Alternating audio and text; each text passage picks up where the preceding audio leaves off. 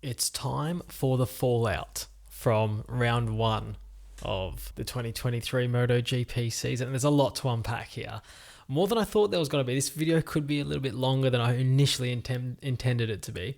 I've got about 6 main topics I want to talk about here regarding MotoGP alone. I want to briefly chat about Moto2 and Moto3 at the end there as well. Everything's going to be chaptered and time-stamped and all that stuff down the bottom, so you can skip to what you want to get to. But I'm sure the main thing you want to talk about, or hear me talk about, is the Marc Marquez incident. That's what we're going to talk about first here. So I'm going to just attempt to unpack this first. Get this could be a long one, this one. This just this incident alone, because I really wanted to get this right.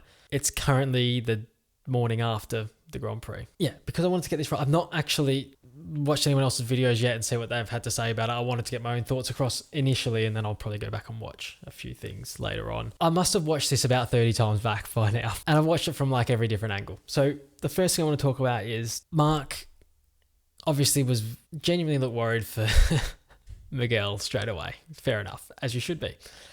It was your fault. Marc's response in the post-race interview, that's all I've really listened to. So I've heard what he's had to say and his explanation for what happened. And he's basically said, I was coming in there, I've locked up the front a little bit.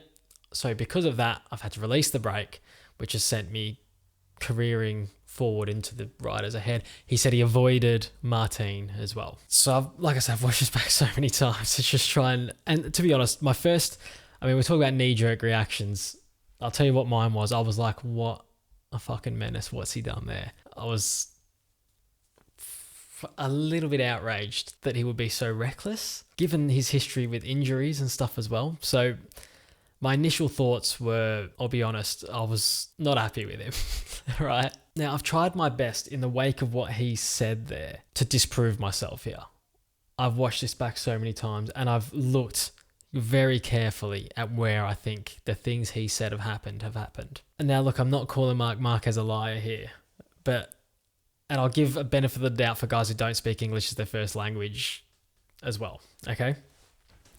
Basically, he said he's locked the front a little bit, as I explained, and then he said he's avoided Martin and gone into Oliveira. Well, I didn't see him avoid Martin, okay? That's the first thing. Again, benefit of the doubt. You don't always remember these things straight away, like straight after the race, exactly, especially if you haven't seen it back. Sometimes in your head, things play out a little bit different and quicker. Let's not forget, because they're going really fast. Yeah, it's all happening in like less than a second for these guys. So understandably, maybe he thinks in his head, I did enough to get out from behind Martin and it sent me into... No, look, you've made contact with Martin there. So yeah, first thing doesn't stand up that well. So now, look, I'm going to look at the incident here. I'm going to put some screen grabs up of what I'm looking at right now as I explain this. So as the first shot, the one that I found easiest to understand it from was this aerial shot, which you can find on the MotoGP page in the top 5 moments video and all that, but also BT Sports highlights and stuff like that. They've all got it on there, this aerial shot. So as we look at they initially going through 2, he's further from Martin than Martin is from Oliveira. Whether he's meant it or not, he's clearly gone deep on the brakes. Now, he may have missed his braking point, can happen. So as we play it forward a little bit, he makes up so much ground in this next, 20 meters. I don't know what it is. So like about here, he's still further away. This is where they start to brake, try and straighten the bike up as much as possible, brake in a straight line as much as you can on a corner like this.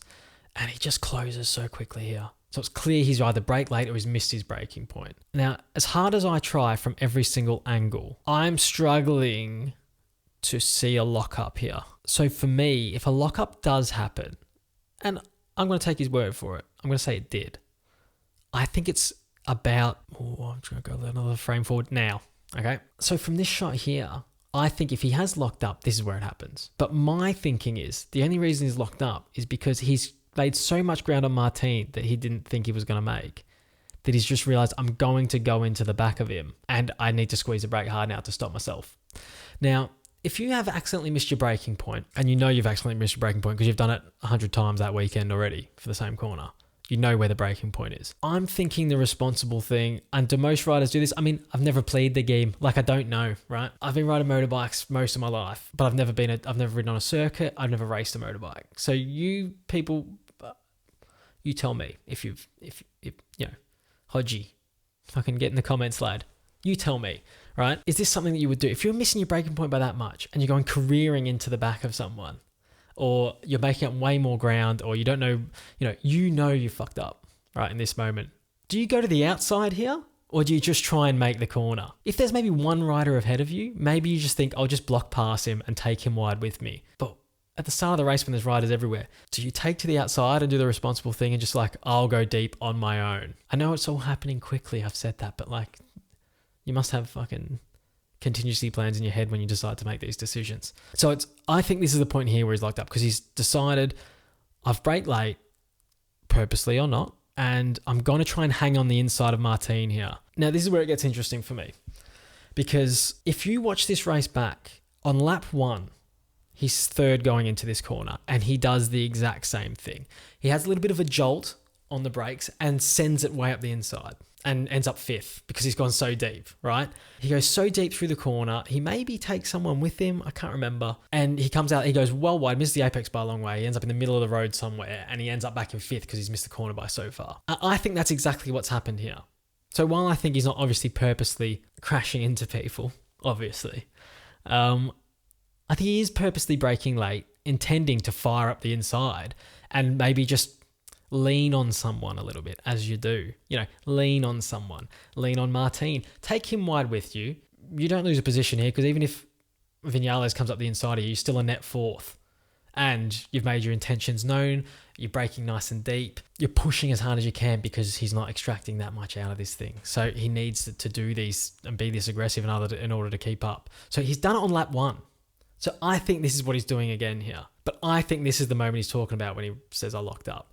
Now, if this is the moment it says when he's locked up, it's only because he's so close to Martin that he has nowhere else to go. He has to either squeeze his brake harder, which locks the front. Because I'm telling you, I've watched this so many times, I can't see another lockup until this point. I can't see anything that would indicate a lockup until this point. And if he's had to release the brake before that because he's locked up, why wouldn't he go to the outside? So I think this is the moment he's talking about.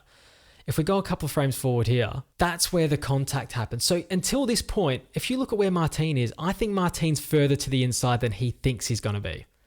Because Martin started to come inside himself. He wants an early apex here, again, to just do a big stop in the middle of the corner, stop and go, which I think has taken Marc by surprise. So I think Marc's full intention was to just block past 1 or 2 guys into this corner and maybe lose a spot to Vinales as he comes through, but really be aggressive. And he's made the wrong decision.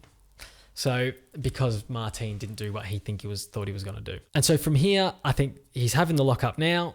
It sends him into Martin's shoulder and knee, which then the contact there, his handlebars are all over the place. He's flying into Oliveira. He's out of control now. The whole thing is out of control. He's just a missile launching through the air at this point. And there he goes.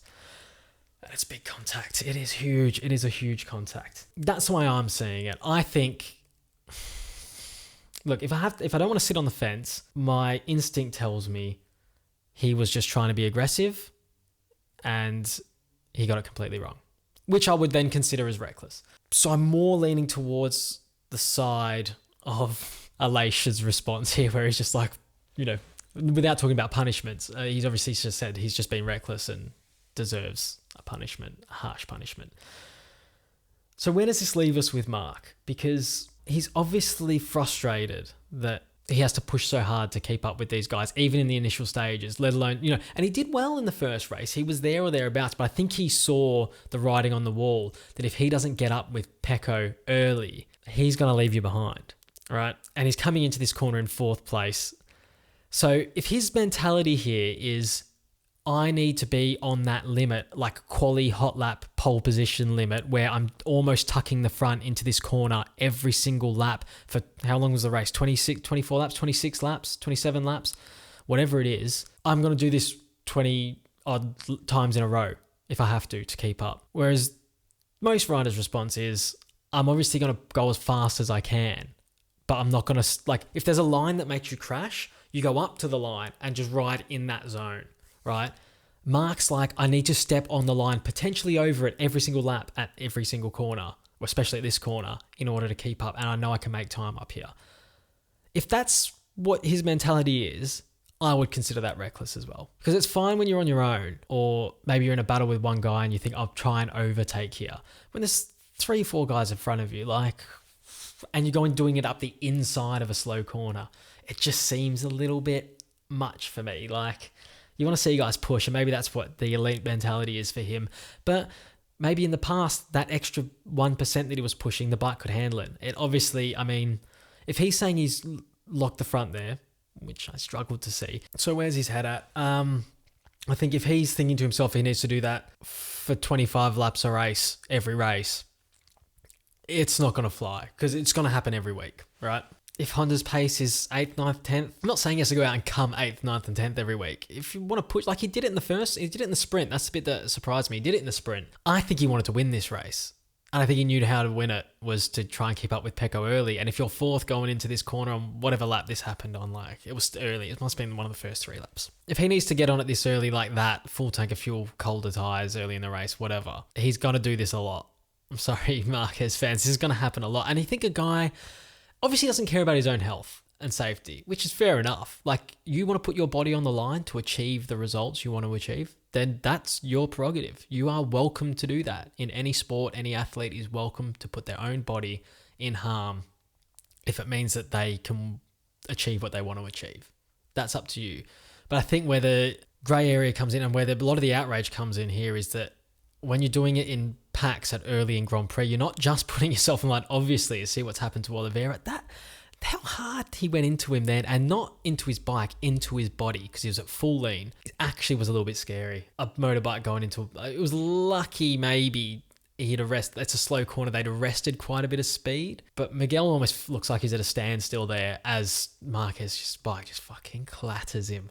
It is dangerous. It is so dangerous, and I'm inclined to be a bit anti-Marc on this one. It's hard. I tried to be as objective as I could.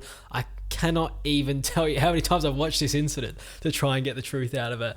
Now he says he locked up, blah, blah, blah, all that stuff. I'm not seeing anything he can say that can convince me otherwise. I tried to prove him correct, but I didn't quite see it. Which takes us into the penalty.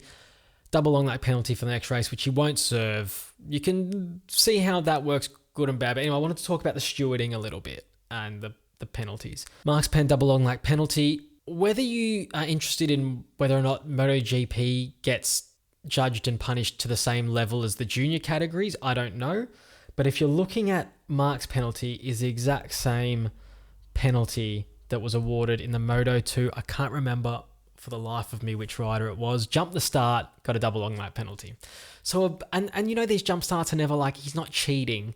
You know, he's not getting way up the road. It's like a fraction of a second. It gets you like this much, you know, maybe by the time you jump, you could be this far over. You know, that is the same punishment as what Marc's getting here.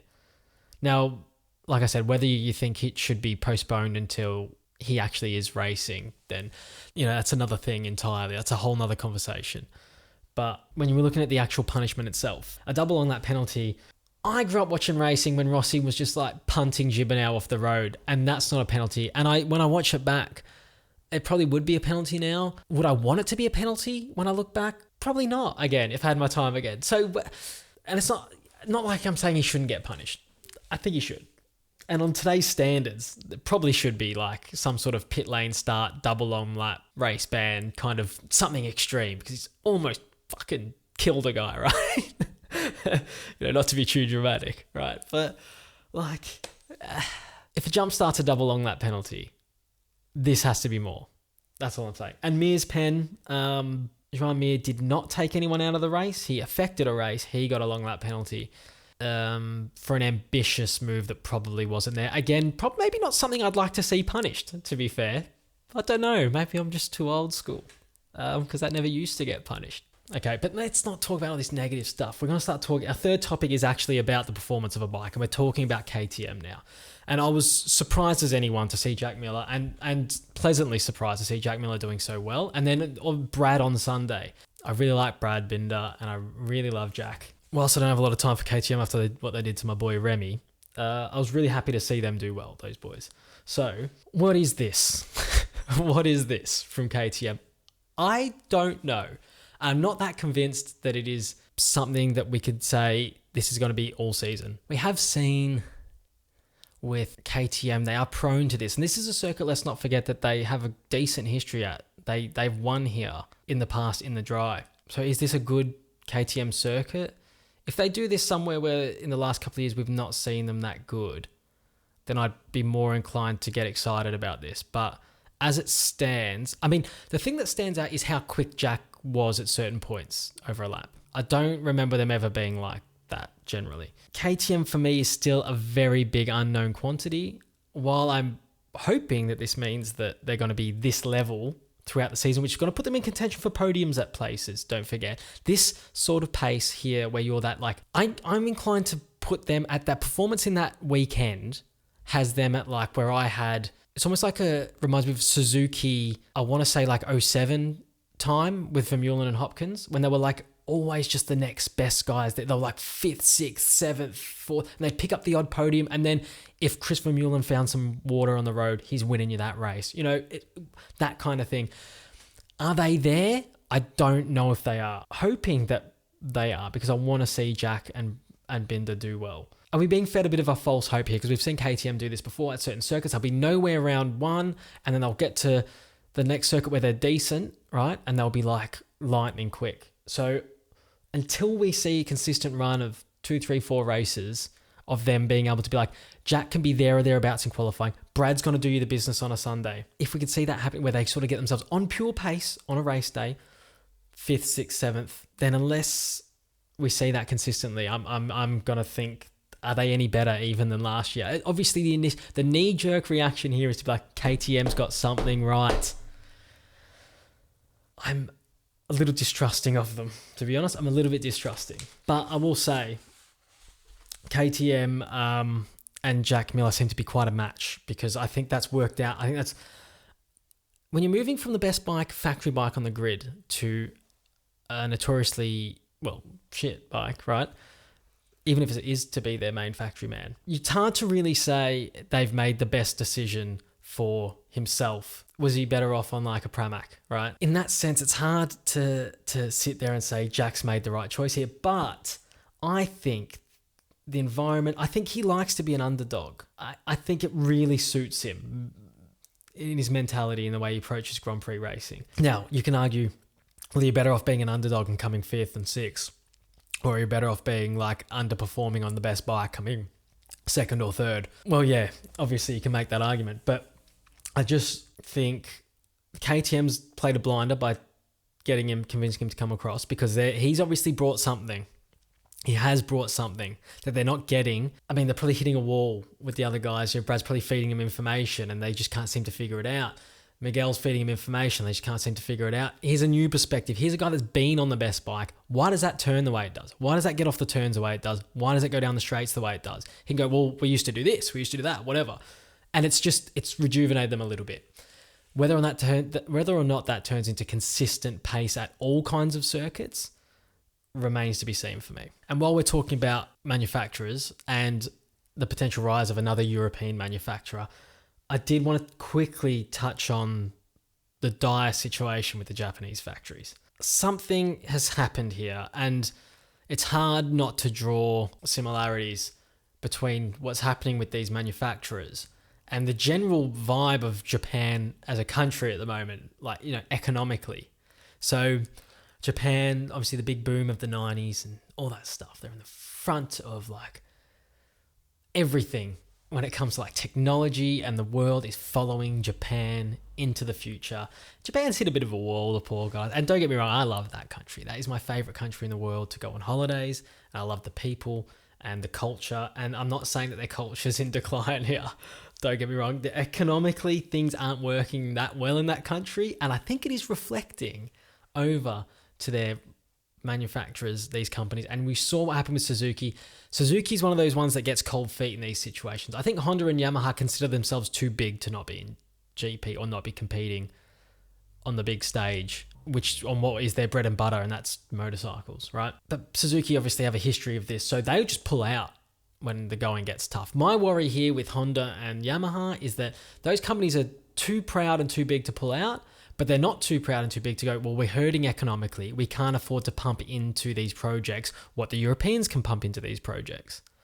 And I can't see them catching up if that is the case. I mean, everything in Japan, everything from like economic decline to like birth rate decline and declining population, it's all just coming together at once with the decline of their MotoGP teams. I love these Japanese bikes and I love these manufacturers and I really, really want to see them do well. But hey, if that's the way it is, they've had their time in the sun since about, how many world championships have they not won since, I don't know, the 70s? Like one when Stoner popped up for one, and then last season with Bagnaia. So maybe their time in the sun has gone away, and the land of the rising sun, it will come again. But for now, we almost have to accept the fact that we're going to be watching European manufacturers dominate maybe for the next 10 years, right? Before these companies can settle the boat, whatever economic collapse may come in the coming years, who knows what's coming?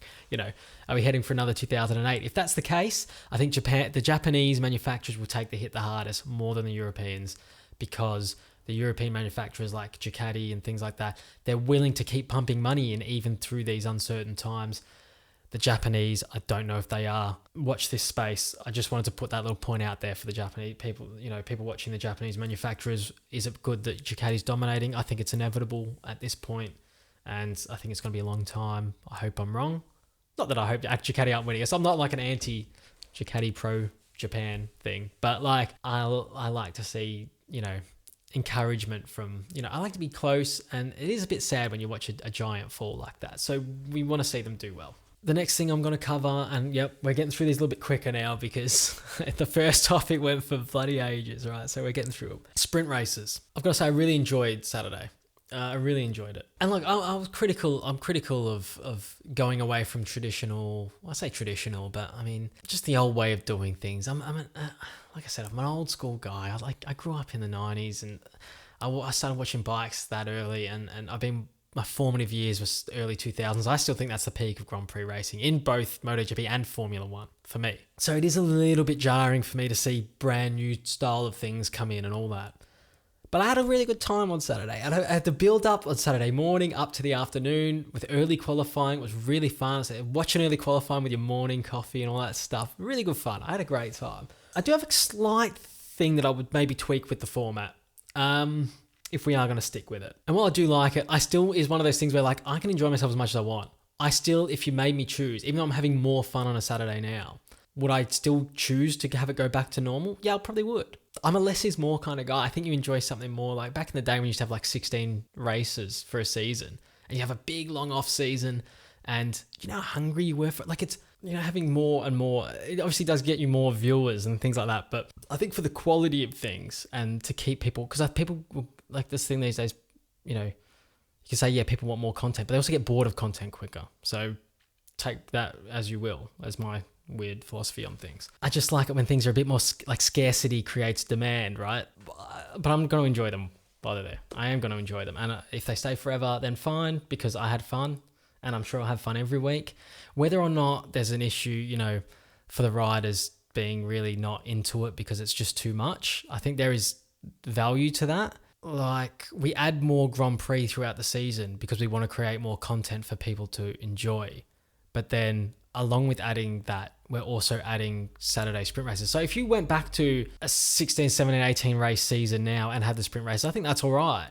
At an over 20 race season plus sprint races at every Grand Prix, I think it might be, you think about the welfare of people for their jobs. They're not getting paid anymore to do this. I'm talking mechanics and everyone here as well, So, then maybe that needs to be looked at. Maybe we can reduce the calendar if we're going to keep this going. Again, I like a little bit of scarcity with the things I enjoy. I like to want to desire it in a way. So there is that. And format-wise, in terms of like the way the points are awarded and the way it doesn't affect the Sunday grid, I've got this weird thing where how come there's no encouragement for these guys that are finishing? So the points go down to 9th. So if you're running like 15th, why would your philosophy not just be win it or bin it in terms of getting into 9th place? There's nothing there for you. With 5 laps to go, if you're 18th, why wouldn't you just park it and save the engine and yourself from getting hurt? I don't see the point. And they all went through and finished the race, but maybe the teams are like, no, we've got the engines are fine, the parts are fine, we're going to be fine to get you through to the end if you feel confident to stay out there. And the rider's never going to park it because, They're just not within them to be like, I'm giving up here. Because they're always going to think, maybe he'll crash. Maybe I'll get ahead of him. Maybe whatever. But there's no incentive for these guys to just carry on. And look, I'm not saying that they're all going to... I don't think they will get to a race this season where people will just like go, well, I'm 17th. I'm out of here. Fuck it. But why not? Like, if I was in charge, I'd be like, why are we out here? Like, what are we doing? Why don't we just bring the guy in now? 4 laps to go. He's 21st. What is there for us here? He's not going to gain any more positions by going up higher in terms of grid spots for tomorrow. So I'm not sure about like whether we can... There's a gap in the thinking of the format here for me, which is something I thought when it first got announced, but I'm finally getting the chance to talk about after seeing it in practice. And while it didn't really affect the racing that much, and it didn't seem to affect the guys that were finishing low down, but they just have to run around for 12 laps for no reason. They know they're not getting a point there. So I'm wondering if we could just make it for grid spots as well, if it does affect the grid for thingy.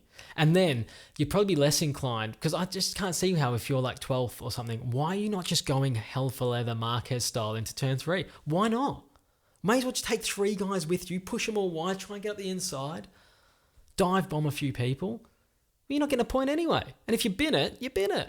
But if it was like, well, if I don't stay on now, I'm going to be starting at the back. So there's no reason for me to just go bonsai here. But I don't know what's stopping them from doing that. I mean, I think they'll figure it out, because, sometimes you have to bet in these things. But, I don't get that for me. Okay, next one I just wanted to quickly talk. I'm not going to talk about every rider down the grid, because there was a lot of great performances. I'm not going to mention some of them here. There's a lot of poor performances. I'm not going to mention them either. I just want to talk about Pecco quickly. Sprint race, first lap, when he goes flying up the inside of Bastianini. I think he was just setting the tone there. I thought that was brilliant. And when I say what's the difference between that and the Marquez maybe trying that, it was completely different, because Pecco was in full control the whole time. He knew what he was doing. He knew where he was putting his bike. He didn't run wide. He just sat Bastianini up a little bit and went, not today, mate.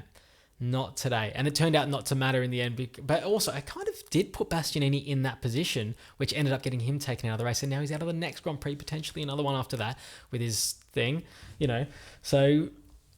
he really, I don't want to go too early in this knee-jerk reaction for round 1, but is that the moment that not just signalled his intention to win the title, but has he taken his greatest rival out, basically left no one to challenge him here? Because he may have done that. I'm not saying he'd win every race because of it, but the way he rode at the weekend, he's certainly going to be in podium contention for every single race, if not winning it. He's going to win a heap of races this season, I can feel it. And he set the tone on turn 3 of the first lap of the first sprint race. And he was like, not this year, mate. You're coming in as the young buck. I'm the boss here. And I just thought he was fantastic. And he managed both races. People, Vinales started to come back to him, and no. Don't worry about that. He knew what he was doing. Don't worry about him. Okay, so quickly, we're going to just glance over Moto2 and Moto3. Pedro Acosta, immense. I'm fully confident with my prediction that he'll be a huge point scorer. I think he'll be like Remy and Rail that season when they won it, where nobody else seemed to get a look in. I was impressed with Canet, although I say I was impressed. He just did his thing. That's where he's at. I think he will. Problem with Canet is if he doesn't keep that up, which he's prone to have a Grand Prix where he's not quite up there, he's going to miss his chance to win that race, because the odd day that Pedro's not on, he might not be on either. But if he can keep that going, he'll pick up the one where Pedro doesn't quite perform on the day. And also with Pedro looking like he's going to be so dominant, and again, you don't know, it's round 1, so who knows. But Ayagura may have already passed up his chance to win the title again this year with banking no points there. I mean, I know it's the thing where like Pedro's not going to score points in every race. He's probably going to have 1 or 2 race crashes, but then you assume that I would also do that. So, it's one race, but I'll knee-jerk my way to this one being like, yeah, Pedro's done. It's over. Moto3, that was a really good race. I was very excited to see how Joel Kelso did. He probably just isn't there yet with that outright pace. He's still at the back of the lead group though when they cross the line, basically. I mean, the group kind of split a little bit, but I was encouraged by his performance in a way, except for his unfortunate incident after the race. I don't know if that's left him injured or not. It was a heavy fall, but I'll find that out, I'm sure, at some point throughout the next 24 hours. But Daniel Gargano, very impressive. I'm really impressed with Munoz and Moreira, who came from well back, Moreira, to pick up to get on the podium in the end. So really good. Sasaki will be... I don't think he'll panic because he knows how good he is. But it's not ideal for him to not get in the podium in the first race when he needs this to be his title year, right? Dennis Onshu, I thought if he's able to start... I think he had long lap penalty, did he? Or whatever it was. No, he started from the pit lane. He started to start from the pit lane with that incident. But I think his pace showed that he's definitely good enough to be up there this season. And that is it. That is my first, rundown of the season. I'm going to keep doing these. They're not always going to be this long. There was so much to unpack here. The Marquez incident. I mean, the whole first page of my notes is basically just the Marquez thing. So, yeah, let me know how you enjoyed the Grand Prix. What did you think of the sprint races? Tell me what you thought of the Marquez incident. But it gets very murky in comment sections on these Marquez things. So maybe you don't have to comment on that. Unless you're just going to be level-headed about it and be like, here's what I think happened. Like I've done. Because I'm a really level-headed guy. Logic and all that. So, yeah, look. I'll see you after or before or after Argentina. I don't know what my next video is going to be. It'll at the very least be this one on the Monday or Tuesday afterwards. So anyway, in the meantime, if you do want to check out some videos, here's a couple here that you might want to check out. And otherwise, you can subscribe over to my Substack where I'll be typing up my weekly newsletter in the coming days. I'll be doing that again after the next Grand Prix. And also make sure you jump on and check out my power rankings for week 1, which I've posted on Twitter and on YouTube here as a post. Not a video, it's just a post. So check those out. Tell me what you think of the power rankings across all 3 classes, pound for pound. Who's the best fighter in the MotoGP paddock across the 3 classes after round 1. See you on the next one.